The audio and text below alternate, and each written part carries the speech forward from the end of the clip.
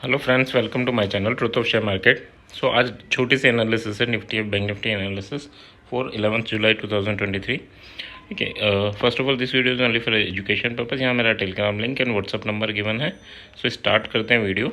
यहाँ अगर डेटा की बात करें तो डेटा में बाकी सब चीज़ें नॉर्मल हैं, केवल एक ही डेटा इंपॉर्टेंट है, दैट इज़ आपका FIS इंडेक्स ऑप्शन है ना।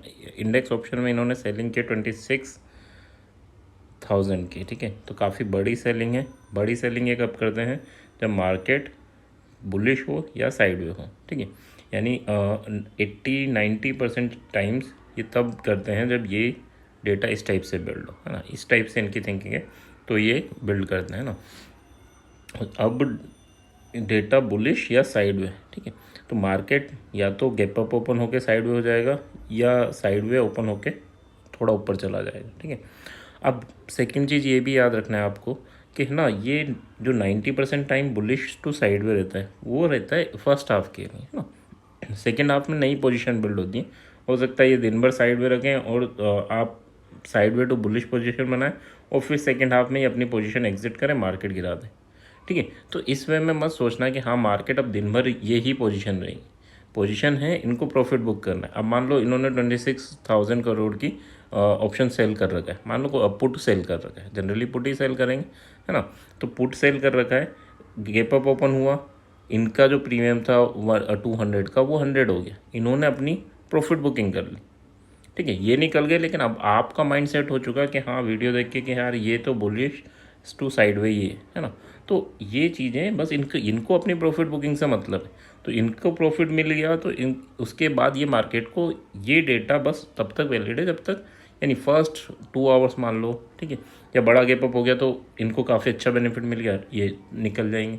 अगर साइडवे हो गया मार्केट, यानी वहीं खुला, तो ये थोड़ा ऊपर थोड़ा नीचे करके इसका प्रीमियम डिके करा देंगे। ठीक है, तो इनका ये इसको मैक्सिमम फर्स्ट हाफ तक लेके चला करो। फर्स्ट हाफ के बाद आप ये डेटा को भूल जाया करो कि ये डेटा क्या बोल रहा है ना। फिर नए नए डेटा जो भी बिल्ड होंगे। ठीक है, तो अभी ये डेटा क्या बिल्ड हो रहा है कि ये साइडवे टू बुलिश है। ठीक है, नेक्स्ट अगर हम बात कर लेते हैं, so that is our chart. Chart में क्या इंपॉर्टेंट है? चार्ट में इंपॉर्टेंट है कि आपका जो ये पैटर्न बन रहा है, ठीक है, ये डबल बॉटम हो गया और यहाँ से अगर बाइंग आई तो ये लेवल ब्रेक करेगा 400 को, और उसके बाद आपको डब्लू पैटर्न, और ये काफ़ी ऊपर तक यानी 500 तक ये लेवल ब्रेक हुआ। आप 436 तो 500 तक का दिखा सकता है। नीचे इंपॉर्टेंट क्या है? 340 अगर ब्रेकडाउन देता है, क्लोजिंग दे देता है, तो फिर आपको नीचे यहाँ तक का मूवमेंट देखने को मिल सकता है 252 और 160। बस एक चीज़ का आपको ध्यान रखना है चार्ट में, अगर ब्रेकडाउन कैंडल बनी और नेक्स्ट कैंडल आपकी इसी रेंज में वापस आ गई, ग्रीन कैंडल, ये रेड कैंडल बनी, ये ग्रीन कैंडल बन गई, ठीक है, वापस उसी रेंज में आ गई, तो यहाँ पर आपको फिर बियरिश नहीं रहना है ना, यहाँ पर आपको बुलिश हो जाना है। किस टारगेट के लिए? ये 17,400 फर्स्ट टारगेट 400 रहेगा और 436 तक ये आराम से जाएगा और इसे भी तोड़ सकता है। ठीक है, तो और इसमें एसएल क्या लेना है? इन दोनों कैंडल के लो को आपको एसएल लेके चलना है। सिमिलर वे में अगर हम बात करें कि यार 436 तोड़ दे, 436 तोड़ दे अगर ग्रीन कैंडल में, और नेक्स्ट कैंडल रेड बन के वापस इसी रेंज में आ गई, तो आपको इसका हाई यानी छोटा सा 10-20 पॉइंट का एसएल लेके और आपको बेरिश हो जाना है कहाँ तक के लिए? 340 तक के। ठीक है, 340 भी नहीं तो 380 तक के लिए तो बेरिश हो जाना है। ठीक है, तो इस वे में आपको प्लान करना है। अगर ब्रेकडाउन हो या ब्रेकआउट हो, और ब्रेकआउट में क्या हो जाता है, हम पूरी तरह बुलिश हो जाते हैं, अब मार्केट फिर नीचे आ जाए तो हमें कोई फ़र्क नहीं है, इस टाइप से नहीं होना।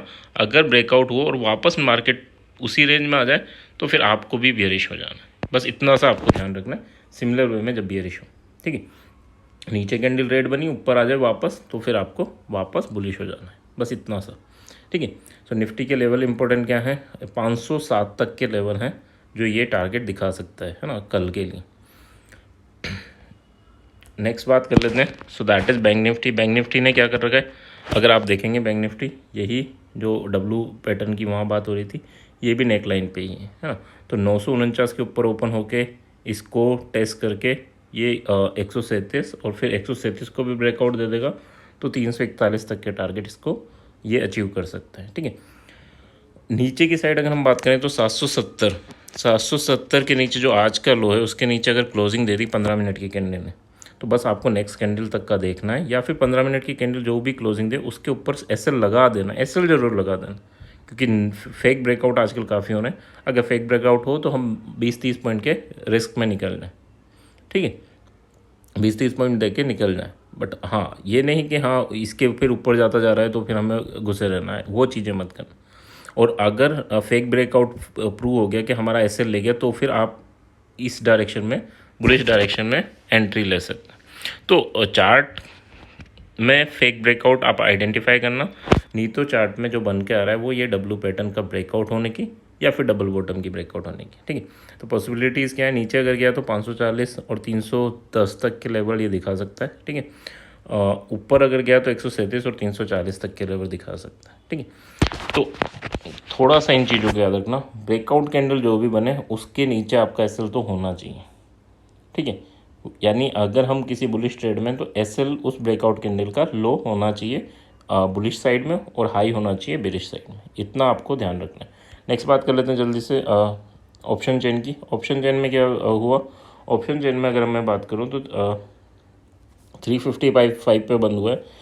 अगर मैं बात करूँ 350 पर, यानी सपोर्ट की बात करें तो सपोर्ट देखो, एक तो 400 पर एक सपोर्ट बिल्ड हुआ है 70 लेग का, है ना, एंड 350 से के बाद 300 पे एक सपोर्ट बिल्ड हुआ है 58 लेग का, एंड देन 200 पे एक सपोर्ट बिल्ड हुआ है दैट इज़ 55 लेग का।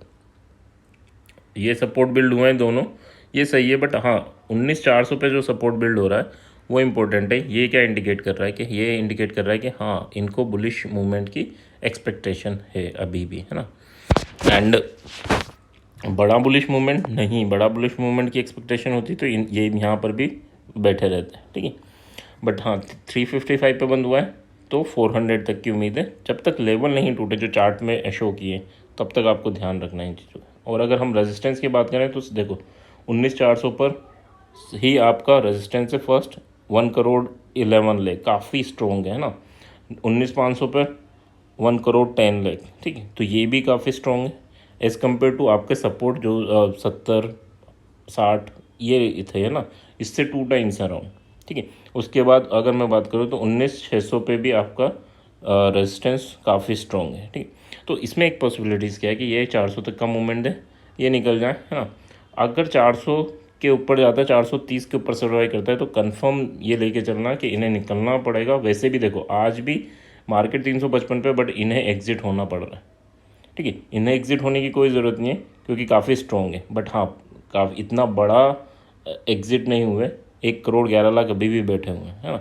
तो चांसेस हैं कि हाँ थोड़ा ऊपर जाए, बट जब जब ये लेवल ब्रेक हो जाएंगे और ये लॉस में आएंगे तो इन्हें एग्जिट मारना पड़ेगा। और ये क्या करेंगे, इस मूवमेंट को 500, और अगर 500 के ऊपर सर्वाइव कर गया तो इन्हें भी एग्जिट मारना पड़ेगा 600।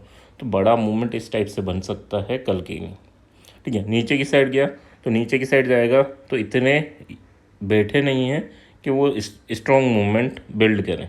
ज़्यादा क्या होगा, 300 या 200 के बाद मूवमेंट की पॉसिबिलिटीज़ काफ़ी कम है निफ्टी में, यानी इतना नीचे नहीं चला जाएगा। कुछ बड़ी न्यूज़ है, बड़ा वो है तो बात अलग है, अदरवाइज नीचे आपका 300 और 200, क्योंकि ये एग्ज़िट करने के लिए क्या है, इन्हीं को निकलना है ना, 70 लाख को, 58 55 यहाँ पे फंसा सकते हैं, साइड वे कर सकते हैं, या फिर अगर ये ब्रेकआउट हुए तो फिर बुलिश मूवमेंट स्टार्ट हो सकता है। इन द मनी यहाँ पे भी बैठे हैं, बट एट द मनी को एग्ज़िट करना पड़ा, वो भी 5 लाख क्वांटिटी को, तो ये थोड़ा सा बुलिश इंडिकेशन दे रहा है, ठीक है। बात कर लेते हैं नेक्स्ट बैंक निफ्टी की, ऑप्शन चेन की।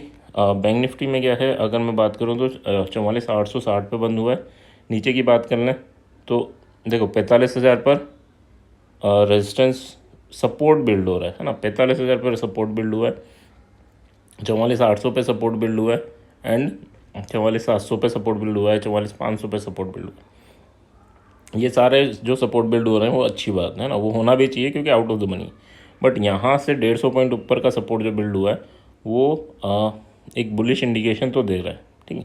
बट इतना ईजी नहीं है ये बुलिश मूवमेंट। क्यों नहीं है, क्योंकि यहाँ पर अगर मैं देखूँ 45,000 पे तो कॉल राइटर भी 50 लाख के अराउंड बैठेंगे, ये 28 लाख हैं, ये 50 लाख है। बट अगर 45,000 के ऊपर मार्केट खुला ना तो ये एग्जिट कर लेंगे और ये बढ़ जाएंगे, ठीक है, डेटा यहाँ एकदम चेंज हो जाएगा। ठीक है, तो इस चीज़ को थोड़ा सा नोटिस करना, थोड़ा सा ऑप्शन चेंज सुबह देखना, दिन भर नहीं देखनी होती, बीच बीच में देख लिया करो, यानी 1-1.5 घंटे बाद देख ली, इस टाइप से देख सकते हो आप ना।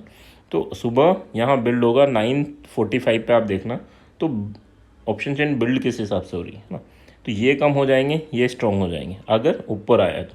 ठीक है, नीचे गया तो फिर आपके पास ये मूवमेंट है ही सही, 500 के ऊपर आप एक कॉल बाय कर सकते हो यहाँ पर, है ना, 44,500 पे। ठीक है, एंड आप कॉल बाय करना है कल ट्यूसडे, तो क्या करना है, 44,700 या 44,800 का करना, ताकि छोटे प्रीमियम का मिले हमें, है ना, और छोटा ही पैसा लगाना, उससे बड़ा बन जाएगा। लेकिन अगर बड़ा पैसा लगा दिया तो साइकोलॉजी बिगड़ेगी, आप उससे एग्जिट मार दो। ठीक है, तो इस टाइप से आप प्लान कर सकते हो। रेजिस्टेंस 45,000 पे है, 45,000 अगर टूटा तो 200 पे भी है, और 200 अगर टूटा तो फिर आपके पास 45,300 पे भी है, तो रेजिस्टेंस भी काफ़ी स्ट्रॉन्ग है। सारे ही अगर मैं देखूँ तो 45,000 से 45,500 सभी 20 से ऊपर हैं। यहाँ पर देखूँ तो 20 केवल एक दिख रहा है, वो भी 45,000 में। ठीक है, तो ये काफ़ी स्ट्रॉन्ग है as compare to this. But चीज़ें क्या हैं, ये डेटा बदलने में टाइम नहीं लगेगा अगर मार्केट थोड़ा सा गैप अप ओपन होकर सस्टेन कर गया, ये ऑप्शन चेन बदलने में टाइम नहीं लगेगा। नीचे की साइड क्या है, वही बता रखा है कि लेवल अगर 750 का लेवल टूटे तो आप यहाँ 550 तक के इन 200 पॉइंट का आप रिस्क 200 पॉइंट कैप्चर कर सकते हो। 550 या 500 के अराउंड आप कॉल बाय कर सकते हो फॉर दिस। ठीक है, ऊपर अगर मैं बात करूँ सेलिंग, तो 350 के अराउंड आप सेल कर सकते हो विथ 450 का रिस्क लेके। ठीक है, 45,350 पे सेल कर सकते हो, पुट बाय कर सकते हो या सेल कर सकते हो, और आपका टारगेट क्या रहेगा 150, यानी यहाँ पे भी 200 पॉइंट और 100 पॉइंट का रिस्क। ठीक है, तो यहाँ इस टाइप से आप प्लानिंग कर सकते हो। आई होप ये चीज़ें क्लियर होगी। कल जो स्ट्रेटजी दी थी दोनों जो मैंने हेज बाय किया था 350 और 300 का, तो वो 436 पे जब गया था तो काफ़ी स्ट्रॉन्ग उसने मूवमेंट दे दिया था, और मुझे 20 पॉइंट दे दिए थे ना। तो 20 पॉइंट मैंने कल भी बोला था, 15 से 20 पॉइंट मिले तो आप एग्जिट कर लेना, क्योंकि आप रिस्क भी उतनी ही लेना, है ना। तो वहाँ पर मैं एग्जिट कर गया। अब नेक्स्ट स्ट्रेटजी क्या बनेगी, अभी तो कुछ है नहीं, बट हाँ अगर कुछ बनेगी तो मैं कल टेलीग्राम पे शो कर दूँगा। ठीक है, टेलीग्राम पे मेंशन कर दूंगा कि हाँ यार ये स्ट्रेटजी मैं बिल्ड कर रहा हूँ अपने लिए, है ना। बाकी आप अपनी स्टडी करना उसमें, है ना। ये नहीं है कि मैं आपको बाइंग या सेलिंग की रिकमेंडेशन दे रहा हूँ, वो आपकी अपनी चॉइस है, आपका अपना डिसीजन है। बट हाँ, जो स्ट्रेटजी मैं बिल्ड करूँगा तो मैं अपने टेलीग्राम पे इन फ्यूचर, यानी कल से जो भी मैं स्ट्रेटजी बिल्ड करूँगा तो मैं उस पर डाल दिया करूँगा। बाकी जो मेरी लॉन्ग टर्म की स्ट्रेटजी है वो तो चल ही रही है ना। शॉर्ट टर्म के लिए जो बनाता हूँ तो वो मैं अब शेयर करने लग जाऊँगा, ताकि आप लोगों को जो भी टेलीग्राम पे है उन्हें थोड़ी हेल्प हो जाएगी। ठीक है, सो थैंक यू।